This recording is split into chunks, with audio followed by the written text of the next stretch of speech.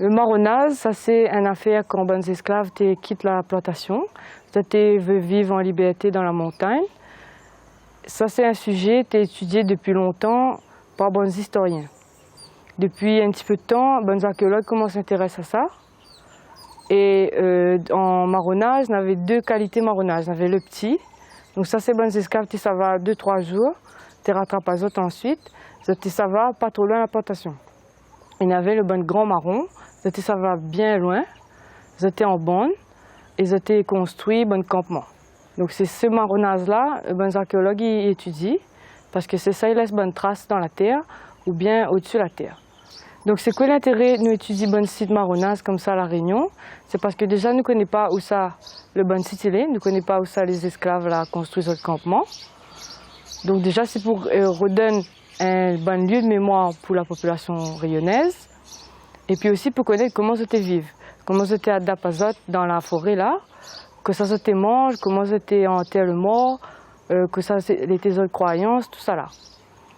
Donc pour débuter ce travail-là, en 2011 et en 2012, nous avons fouillé un premier site, il s'appelle la Vallée Secrète, c'est un site dans le Six-Laos, là-haut là-bas.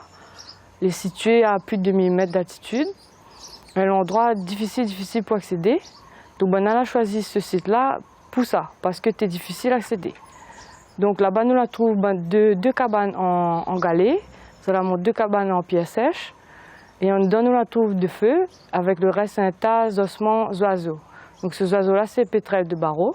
C'est un oiseau qui existe rien que La Réunion, et il niche à une seule période de l'année. Donc on est au courant quelle période les oiseaux étaient là, c'est-à-dire quelle période l'avait mangé pour cette terre-là. Et nous pensons que cette terre revient là plusieurs fois dans l'année, chaque fois les oiseaux étaient là.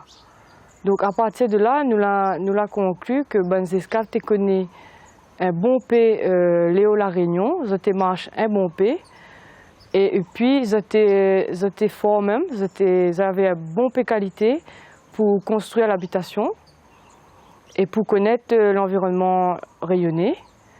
Parce que là-haut, il fait frais même, dans l'endroit comme Maïdo, la glacière, tout ça là, dans l'hiver. Bonne marron l'avait partout, sur toutes les plantations de La Réunion.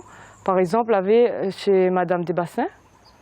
Donc là, nous pouvons imaginer que bonne marron, Madame Desbassins, elle a parti loin, elle a parti jusqu'à Maïdo, elle a parti Pitot des Neiges, tout ça là. Mais évidemment, le site La Vallée Secrète, c'est un premier site que nous l'avons fouillé. Il faudra étudier un tas d'autres sites pour savoir comment exactement Banat vivent et surtout comment c'était enterré le mort, tout ça.